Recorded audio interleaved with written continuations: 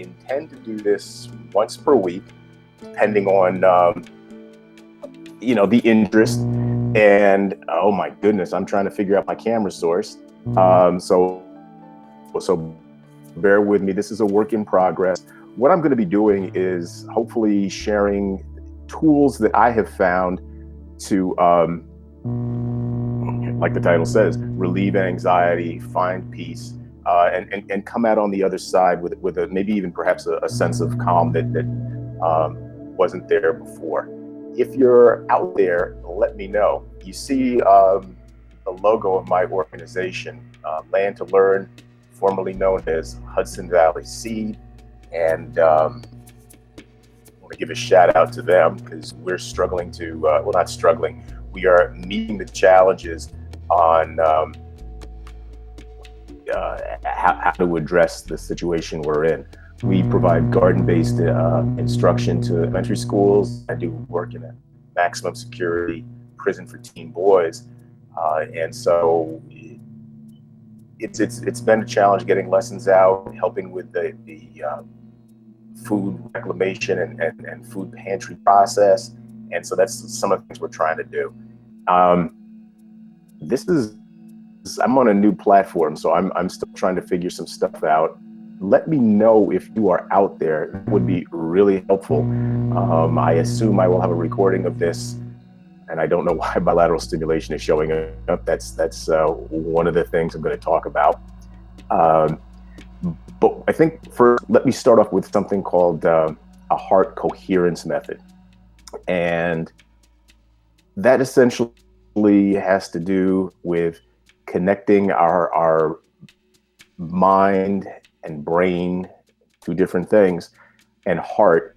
And there are a lot of different scientific studies that have to do with polyvagal theory, that have to do with intuition and so forth. And I'm distracted by these notes because I don't know why the bilateral stimulation is there. But what I would like you to do is place your hand or hands over your heart and imagine that you're breathing into and out of your heart. So if you want, you can close your eyes, leave them open, and you're inhaling through the heart, exhaling, imagining that exhale is through the heart. Do that a couple of more times. And as you do that, I want you to combine that inhalation and exhalation from the heart with thoughts, feelings of appreciation and gratitude. Those could be some kind gesture somebody at the store provided to you. It could be thoughts of your pet or other loved one, somebody who did something to prepare you for this moment, to be at your best, to meet the challenges we're all facing now. As you breathe in and out, that heart center. That's right.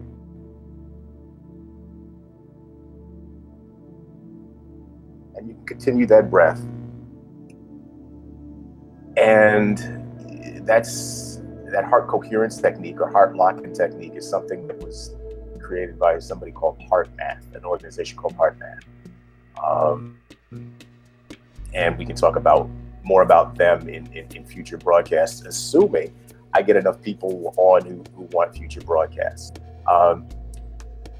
Let me talk about breath. Breath is powerful. It has a way to calm us. It has a way to center our thinking. It has a way to balance our day. There are all kinds of benefits. And unfortunately, most of us do not breathe properly. So what I'm going to ask you to do now is to take a deep breath in and then let it out. And what I'd like you to notice is whether, as you breathe in, you can do it again while I'm saying this, your shoulders are going up, because too many of us, when we breathe, the breath goes up. What should be happening is the breath needs to come from our diaphragm, these muscles here. And ideally, and again, right, in our culture, most of us don't want to have our stomachs going at any more than they already do. But the ideal breath, the stomach will be seen to expand because your diaphragm is creating that muscular motion.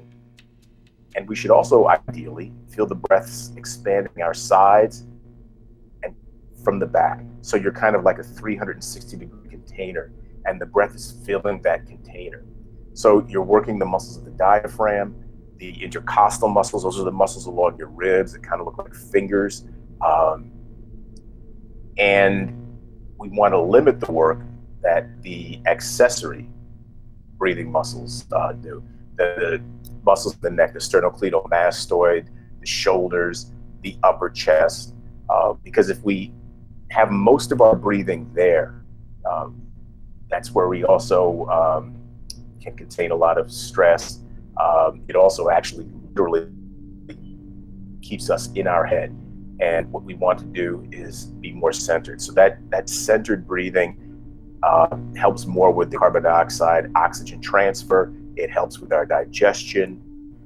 It helps the massage of the organs because you're actually moving your diaphragm. And so that's most important. And so one of the other techniques, right? So we have the heart coherence technique, and we have what I'm going to show you now. But you know what? I see the bilateral stimulation thing on my screen, and I haven't figured out how to get it off yet. So let me talk about bilateral stimulation quickly, and hopefully that won't distract you from the rest of this. And I also realize I'm hoping the sound is coming through on this, but let's see. So bilateral stimulation, if you are having feelings of anxiety, whatever that is. And so if you want to now, think about something that is a little anxious, but isn't creating a whole lot of panic or anything like that. So there's something called the subjective units of distress, SUDS. And on a scale of 1 to 10, with 10 being paralyzing fear and panic, and 1 being it's not that bad, I want you to get something that gets you to about a 3 or a 4. Okay, so when you get that, the bilateral stimulation piece has to do with transferring thoughts and feelings from right brain to left brain. You can do it without anything, but ideally you have a small bean bag or a tennis ball or a cross ball or something.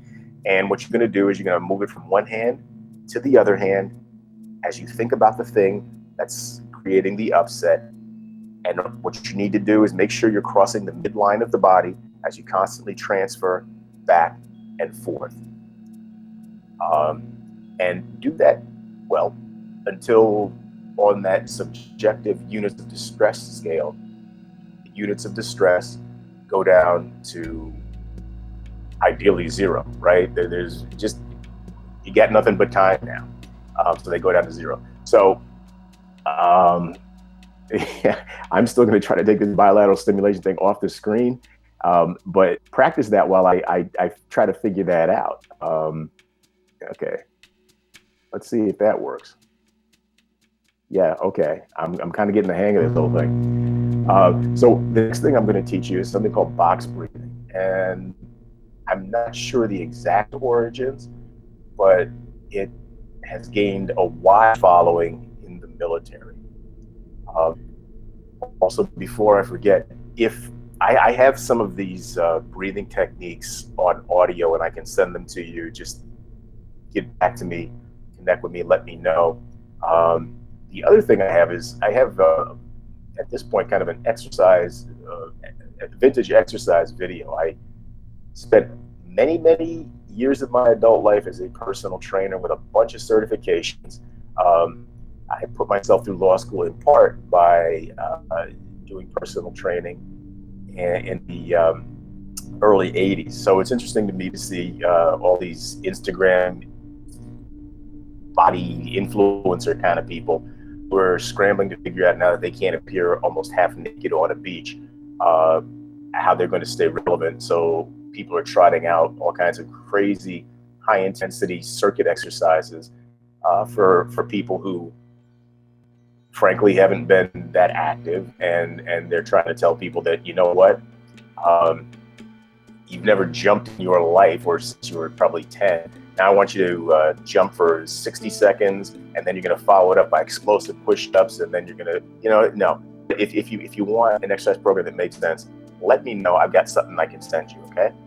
But now to box breathing. Box breathing is an inhalation of 4 seconds, right? Let's think about that box. 4. Hold the breath for 4. Exhale for 4. And retain that breath for 4.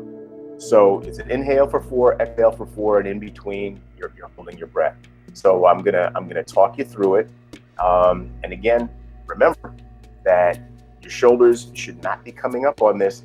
You want to work from the diaphragm. My guess is, like me at this point anyway, you're alone. So let's make sure that stomach is going in and out, okay? So inhale, 1, 2, 3, 4. Hold, 2, 3, 4. Exhale, 2, 3, 4, and hold, 2, 3, 4. 2 more cycles. Inhale, 1, 2, 3, 4, and hold, 2, 3, 4. Now exhale, 2, 3, 4, and hold, 2, 3, 4. One more time. Inhale, 1, 2, 3, 4. Hold, 2, 3, 4. Exhale, 2, 3, 4, and hold, 2, 3, 4. I don't know if you're able to make comments. I see a few of you are out there. Let me know how that felt. I'd like you to continue practicing that. Remember the heart coherence technique, the box breathing for those emergency times, the bilateral stimulation. And now I'm just going to show you because according to, what is it, BuzzSumo or something, these Facebook Lives should be anywhere from 15 to 20 minutes for best effect, I guess. From what I can tell, 13 minutes and 25 seconds. So I'm going to add something else. I know there's a lot here. I'm going to see if I can get transcripts of this and figure out a site where I can put this. But also get back to me if you have any questions about any of the techniques. Ideally, every week I'll be adding a new one. We'll be revisiting some of the ones that I've worked with you. And remember, right, none of this stuff is going to work unless you actually do it, okay?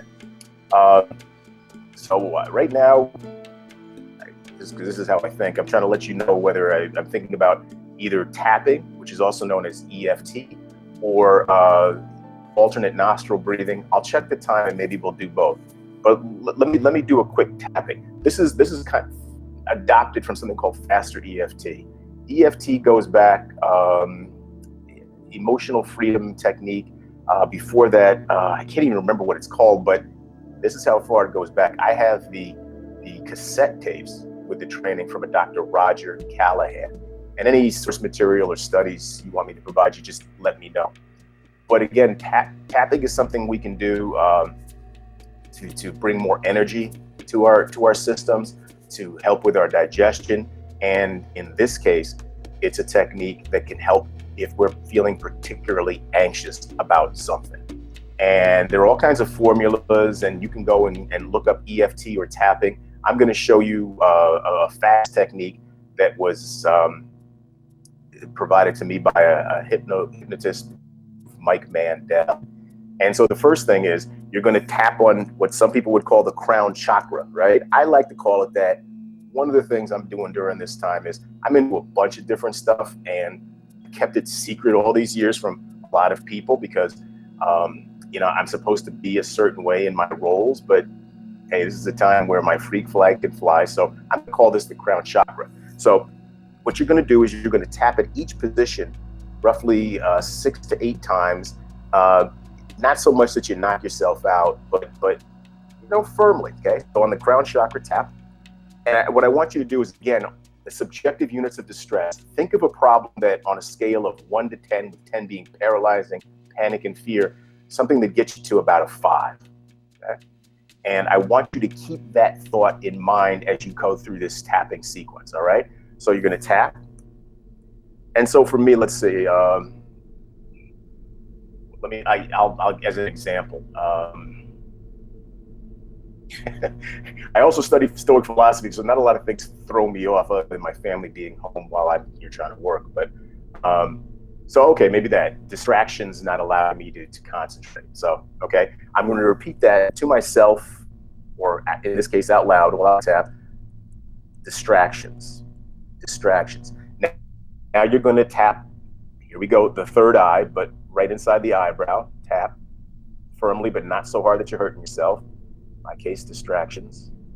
The side of the eye, tapping. Under the eye, distractions. And now collarbone. You're going to feel the point where the collarbone meets, just under that, okay? And pretty firmly with 2 fingers, so you make sure you get that point. Distractions. And then grab your wrist. Inhale, again, a belly breath, diaphragmatic breath. And as you release, say to yourself or out loud, peace.